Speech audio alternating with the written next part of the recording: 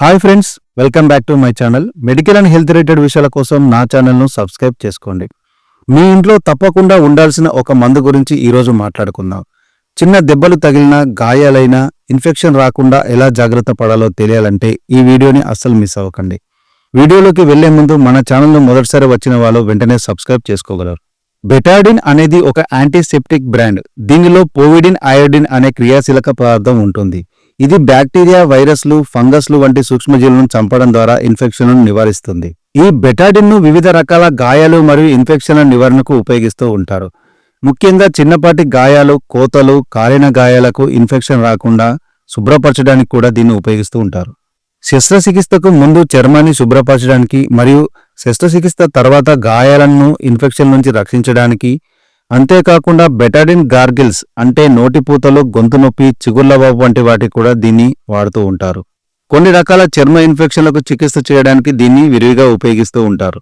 అంతేకాకుండా డయాబెటిక్ వల్ల వచ్చే పుళ్లను నయం చేయడానికి, వాటిని శుభ్రపరచడానికి కూడా బెటాడిన్ను విరివిగా డాక్టర్లు యూజ్ చేస్తూ ఉంటారు. బెటాడిన్లోని పోవిడిన్ అయోడిన్ను విడుదల చేస్తుంది.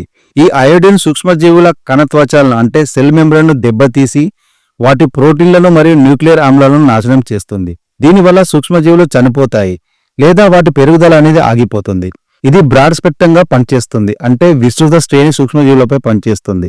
ముఖ్యంగా బ్యాక్టీరియా, వైరస్లు మరియు ఫంగస్లపై ఇది ఎఫెక్టివ్గా పనిచేస్తుంది. బెటాడిన్ అనేది వివిధ రూపాల్లో లభిస్తుంది. ముఖ్యంగా సొల్యూషన్ అంటే ద్రవం రూపంలో, ఆయింట్మెంట్ రూపంలో, గార్గిల్ అంటే పుక్కిలించడానికి వాడే సిరప్ రూపంలో కూడా ఈ పోవిడిన్ అయోడిన్ అనేది లభ్యమవుతుంది.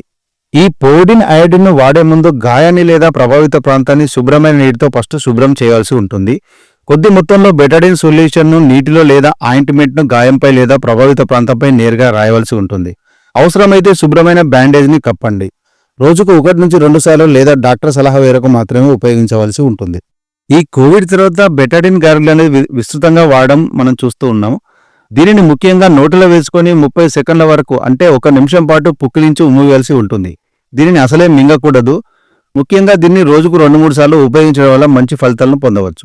ఈ బెటాడిన్ మోతాదు అనేది ఉపయోగించే బెటాడిన్ రకం మరియు చికిత్స చేయబడుతున్న పరిస్థితిపై ఆధారపడి ఉంటుంది.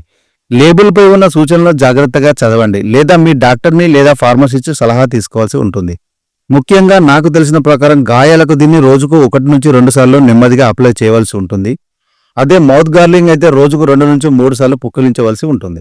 అయోడిన్కు అలర్జీ ఉన్నవారు బెటాడిన్ను ఉపయోగించకూడదు. థైరాయిడ్ సమస్యలు ఉన్నవారు, గర్భిణీ స్త్రీలు, పాలిచ్చే తల్లులు మరియు చిన్నపిల్లలు బెటాడిన్ ఉపయోగించే ముందు డాక్టర్ను సంప్రదించవలసి ఉంటుంది.